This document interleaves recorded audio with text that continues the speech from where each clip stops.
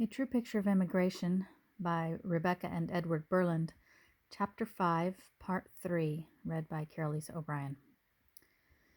Hitherto we had no garden. My husband therefore dug up about a rood of fine dry land and fenced it round with brushwork after the Yorkshire style of dead fencing. The greater part of it we had planted with potatoes and the rest with other kinds of vegetables, obtaining the seeds and plants from older settlers. Before our wheat crop was ripe, we had finished the fence round the new field, and rooted up the greater part of the underwood growing thereon. Most of the stronger timbers we allowed to stand, having previously cut the bark on the trunk to prevent their growing. The rest we decapitated, and kindled fires round their stems to burn them away.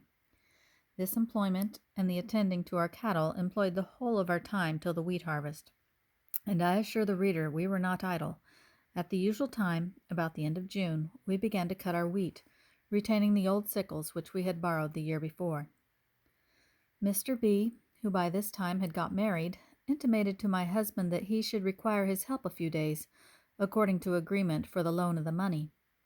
As our corn was ripe, in that state, requiring immediate attention, my husband tried to mow some of it down with an old scythe we had taken with us from England. This was tremendous heavy work, as the crop was abundant.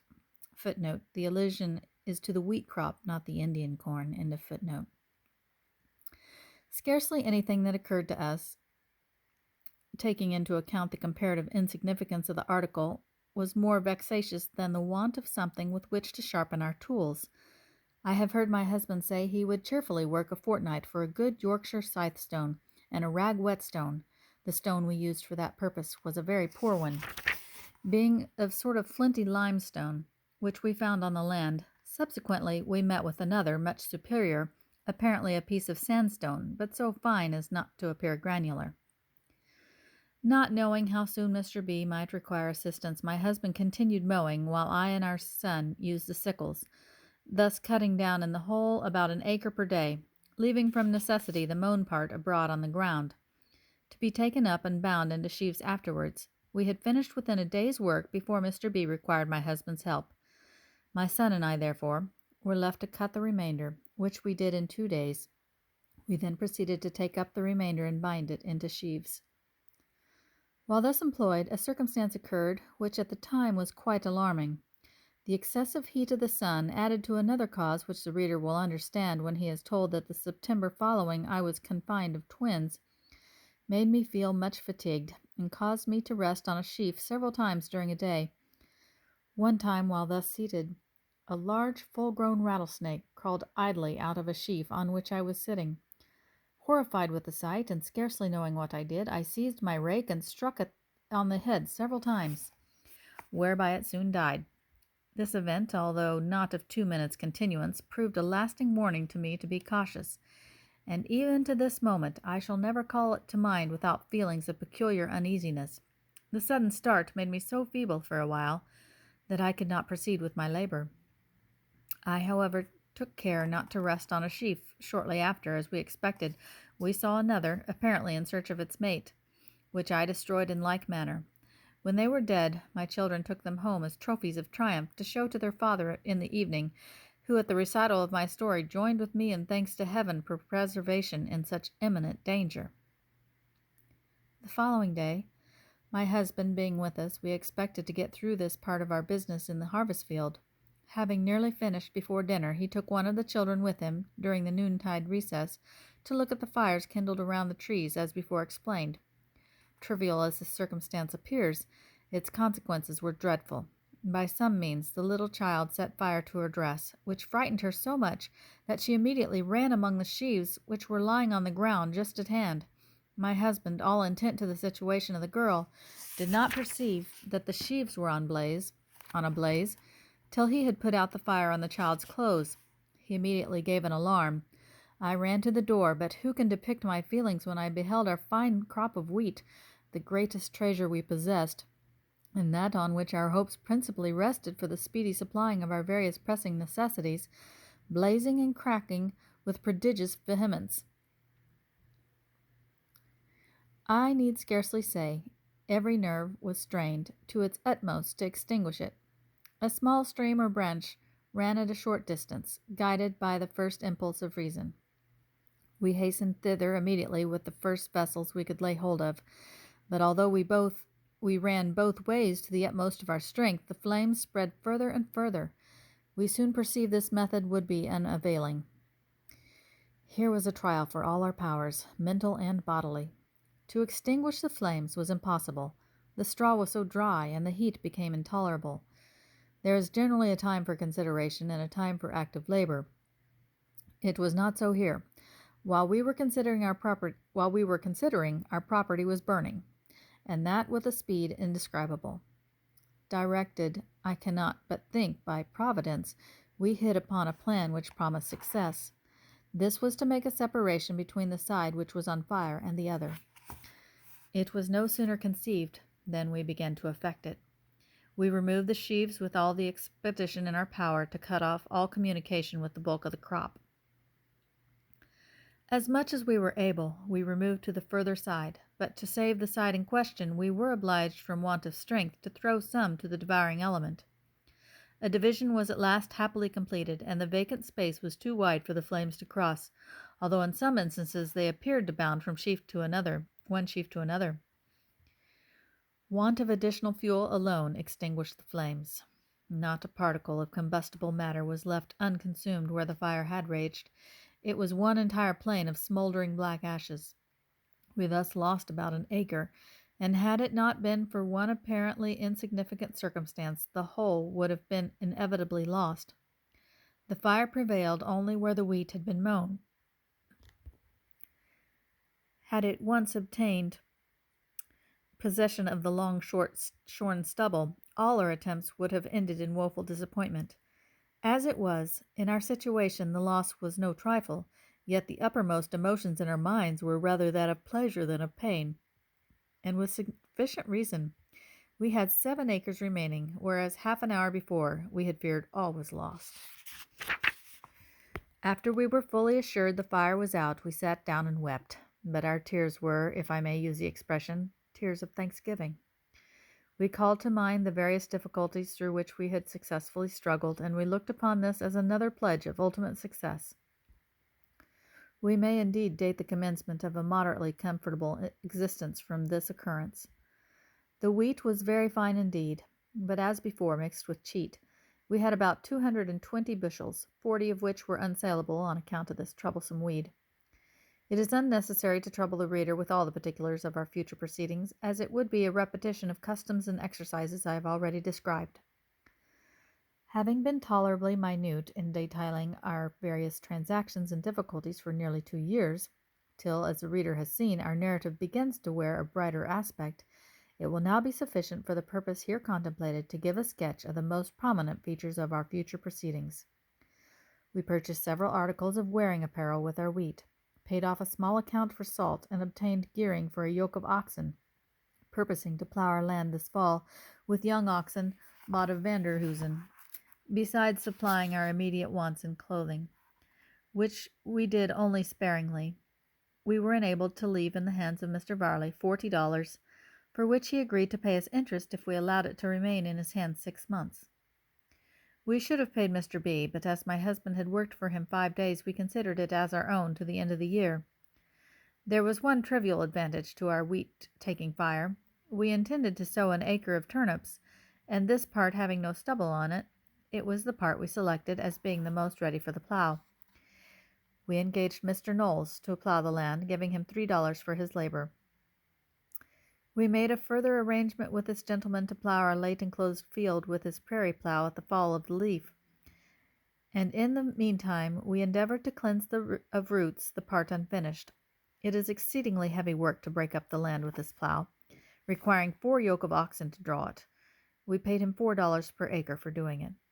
According to our intentions, we yoked our 2 young steers to plough the land for wheat, our kind friend Mr. Burns voluntarily spending the first day with us to give my husband a little instruction relative to driving and gearing them. They served our purpose very well, which gave us unspeakable pleasure and satisfaction. Nor did we value this advantage unduly, considering the anxieties we had felt on former occasions for want of it. During the summer our cattle throve very well. The cow we purchased of Vanderhoosen had calved again, and our other cow and the heifer were both near calving. Cattle begin to breed much sooner in Illinois than in England. This may be partly attributed to the climate, which causes them to grow in maturity sooner in that country than in this. Another reason is, being allowed to range at large during summer, where cattle of both sexes abound, the farmer has no means of preventing this circumstance. We have before noticed that it is customary for the farmers to kill as many of their hogs and horned cattle at the fall of the leaf as they do not intend to keep over winter. They are often in excellent condition when they come up, not exactly what an English butcher would call prime beef. Hogs are scarcely fat enough to be killed. They are usually served with a little corn a few weeks after they have ceased to range, and thereby become very good bacon. Fat cattle is a source of income to the farmer, from which he had hitherto derived no benefit, nor at present had we aught but our pigs, which we purposed to kill, and of these we had not sufficient to offer any for sale, as we wished to keep some over winter to breed the ensuing season. The interval between this and the following autumn contained nothing deserving particular note. We sowed the new field with Indian corn. It was readily plowed, having been broken up as before stated the previous fall, and exposed to the frost during winter. The weather was too hot during the sugar season, which prevented our realizing as much of that article as we had done the foregoing year. It, however, enabled us to pay Mr. B the money we owed him without entirely exhausting our little fund of reserve. After reaping our wheat this season, our neighbor Mr. Paddock expressed a wish to sell us the preemption right to his land. Like many persons in Illinois, this individual wanted industry, as he rarely worked more than half of his time. He had been more than 3 years on it, and would consequently lose all right to it in a short time, unless he paid the government demands, $100, before the period expired. Notwithstanding his love of ease, he was not without the means to pay for it, but preferred, as he said, a change, and intended to migrate to another unimproved situation, and there spend 4 years, or perhaps longer, if no one thwarted his interest. As his land was contiguous to ours on one point, we thought it would be a good speculation to purchase it, especially as the price he set upon the improvement was very moderate. He had 14 or 15 acres broken up, besides the house, which was a tolerably good one of the kind. He valued his labor at $50, and offered to receive payment in either cattle or wheat at a fair price. We hesitated a long time before we decided, foreseeing that unless we paid for it at the land office the succeeding spring, we should be liable to lose it.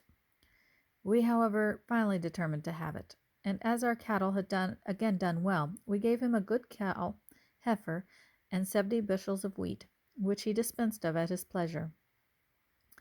Mr. Paddock, after this, speedily vacated the house, wishing to erect another before the frost should set in.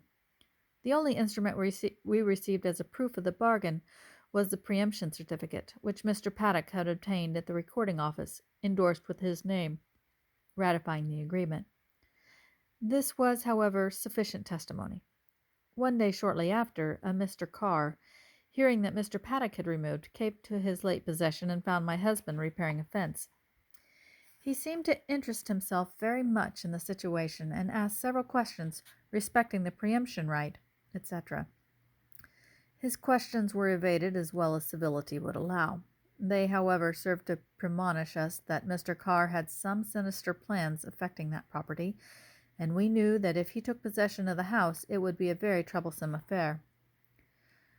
Though these considerations were based only on conjecture, the disreputable character of Mr. Carr, added to his suspicious manner, gave them much of the force of reality. Perplexed with these ideas, we scarcely knew what course to adopt. At one time, we thought it advisable to set fire to the house and burn it down. Then again, we wished it not to be known that we feared for its safety. Besides, it would be very useful to keep farming implements in it, or it would serve as a piggery or sheep-cot if we wanted. We would have gone immediately to the land office and paid for it if we had possessed sufficient money. We expected, however, our sugar orchard would make up the deficit the following spring. To quiet our apprehension in the present instance, our only feasible method appeared to be that we should take possession of the house ourselves. But here was another obstacle. It was impossible that we could leave our present establishment on account of our cattle and dairy being kept there. We found we should be obliged to divide our family, and have one part at Mr. Paddock's late residence and the other at our own. My husband could have cheerfully gone to the newly purchased situation had not his presence and services at home among the cattle been indispensable. It evidently, therefore, became my duty to undertake the unpleasant task of leaving home to occupy a house which we feared an unprincipled intruder wished to inhabit. I had, however, grown accustomed to hardships even more severe than this. I took with me our 2 youngest children, something with which to warm our food, and a bed. As the house was only half a mile from our own, I frequently saw the other parts of my family during the day, but the nights seemed dreary and long. For a few days nobody came near us, and I would have gladly hoped our fears were groundless. They eventually proved but too true, as the following account sufficiently manifest. One afternoon, after I had been living in this manner about a week, a person drove a clumsy wagon to our door, containing a little furniture, a woman, and 2 children. I shut the door and endeavored to fasten the latch, there being no lock. But the man, who I afterwards learned was Mr. Carr, quickly forced it open, and bidding his wife walk in, said to her, "Well, my dear, this is our house. How do you like it?" without seeming to notice me in the least. He then carried in their furniture, and then, for the first time, found leisure to speak to me. He told me they could do without my company pretty well, and wished me to be a good neighbor and go home. There were 2 rooms. I took my bed and other articles into the other, which was unoccupied, and felt very anxious to see my husband. He came in the evening and saw what had occurred. Mr. Carr held up a paper as a defiance, and told him that it was the certificate obtained at the land office, Quincy, as a title to the estate. We were assured he could not have purchased it legally, and we even doubted that he had paid for it at all. When my husband attempted to enter the house, Mr. Carr shut the door and resisted with all his force, but being inferior in strength, admittance was obtained. On perceiving us engaged in a whispered conversation, he intimated that if we intended to spend the night in his house, he would go and make use of ours, to which we made no reply. The result of our deliberation was that my husband should ride over to Quincy, a distance of 50 miles, take the preemption certificate with him, and ascertain whether through perjury he had purchased the land. Shortly after, my husband went home, and on his arrival found Mr. Carr, whom, as I afterwards learnt, he quickly made scamper. Next morning he called with a quantity of provisions, and took leave of me for his journey, which would take him 3 days, no one but myself knowing the purport of his leaving home. It was most uncomfortable for me to be thus left with only 2 little children under the same roof with a family whose sentiments towards me were the most unfriendly imaginable, and whose character stood assuredly not very high for probity. In the fullest and worst sense of the word, I was a prisoner, not daring to leave the room, and exposed to the jeers and taunts of a malicious man who left no means untried, short of personal violence, to expel me from the house, telling me my husband had sent me there to get rid of me, with 1,000 other fabricated and tantalizing remarks. The 3rd day, which was the Sabbath, having sent for my Bible, I endeavored to solace myself by perusing its sacred passages. This made him more furious than ever, uttering the most blasphemous imprecations. He vowed he would be both rid of me and my cursed religion before long. About 10 in the forenoon, 2 or 3 of his friends came to see him, who, finding or knowing how matters stood, assisted him in his attempts to deride me. I really thought I now must surrender, and had it not been for the man's wife, who checked their scorn, I am apt to think I should have been obliged to withdraw. After dinner my situation took a favorable turn. By some means or other, many of our neighbors, having learnt where I was and on what account, came to the house to see me. For a while my keeper refused admittance to all, till by and by there were quite a crowd at the door. I conversed with some females whom I knew through an aperture in the wall, which served for a window, and as many of them wished to enter, a number of men favorable to our interests told my disappointed persecutor if he did not allow the females to visit me, they would convince him he was no master. Awed by this declaration, he opened the door, and the house was immediately filled, Mr. Carr and his party appearing completely nonplussed. And so strangely had matters changed. that religious worship was held in the place that evening, suggested by a few pious friends who, seeing my Bible, had thought it their duty to propose it. This was too much for Mr. Carr. He entirely left the premises during the service. Towards nightfall, the arrival of my husband was announced, who was much surprised to find me so well attended. He told Mr. Carr, in the presence of the persons congregated, where he had been, and how his perjury was detected. He likewise gave him to understand that he would probably find he had acted imprudently as well as wickedly. But the most agreeable part of the intelligence to me was that there was no necessity for me to remain any longer in the house. I therefore very willingly left it and accompanied my husband to our own habitation, having first thanked my friends for their kind interference and regard. The sum of the particulars is, that Mr. Carr had paid for the land, having previously sworn there was no improvement on it, although a preemption certificate had been obtained in the recording office, Pittsfield. Of course, the purchase was illegal, and Carr liable to a heavy penalty. The following morning we learnt our firmness had acted powerfully on the mind of our opponent, as his wife called upon us to say that her husband was willing to make a compromise, and would either pay us for our claims on the estate or sell his certificate. This proposal required some consideration. We therefore gave her no definite answer, but told her if her husband wished to have an interview with us, notwithstanding his base conduct, we would treat him with civility. In the meantime, we considered it best to sell our preemption right, if he would produce the money, if we knew we could not buy his certificate at that time, as we knew we could not buy his certificate at that time. In a day or two our opponent waited upon us, wishing to have us pacified, as he knew he had acted criminally. We told him we would allow peaceful possession on the payment of $80 for the improvement, which he agreed to pay, and shortly afterwards the affair was settled, eventually to our advantage, though it cost us some anguish of mind. The peculiarity of the American law respecting the purchase of land, although framed originally with the view of assisting new settlers, is not infrequently a source of strife. At the present time there are many persons who have cultivated land for a number of years without paying anything for it, and there is no means of knowing except by applying at the land office. Should, however, this counsel escape them, someone would be sure to go and purchase it, or even reap some of the corn when ripe, the original cultivator having no legal power to prevent them. There is another peculiar clause in the laws respecting original rights. I refer to the erection of mills. I have before stated that water mills are the most common. The reason of this is obvious. When, therefore, a person purchases a section of land, it is his interest to examine whether there is a mill seat on any stream that may run through it. If there is, he must apply to the recording office to have it, quote, condemned. This prevents any other person from erecting a mill within a certain distance, I believe 2 miles. If, however, after 2 years the site is not built upon, the owner loses his prerogative. This law caused a piece of knavery to be practiced upon us. The branch running through our farm had a very good site on it for a mill. Some of our friends advised us to get it condemned. We did so, rather with a view of selling the site than of erecting a mill ourselves. About a year and a half afterwards, a person called upon us, named Phillips, the identical person at whose house we had spent the first night in Illinois, with a view of buying it. After a little deliberation, we sold it to him for $150, not having cash by him, as he said he would call again in a short time to pay for it.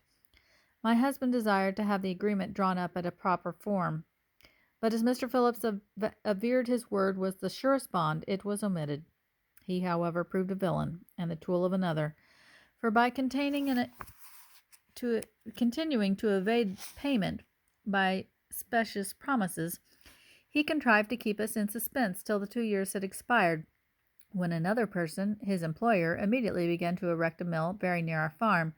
Thus we were defrauded by our right to be millers. Perhaps the foregoing incidents may place the inhabitants of the Western world in an unfavorable light, as a few marks appear, therefore, to be called for, not indeed to say what has been said, facts are stubborn things, but to serve as an explanation of the occurrences above narrated.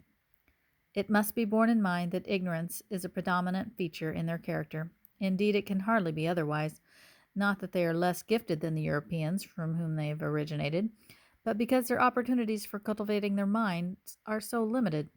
Besides, their pursuits and manner of living do not require much intellectual training. A really learned man would be in solitude amongst them, and his talents, like the vaticinating genius of the ill-fated Cassandra, unappreciated or unperceived. The American government has indeed very humanely appropriated a certain portion of land for the maintenance of schools through the length and breadth of the country. This endowment naturally varies with the value of the land.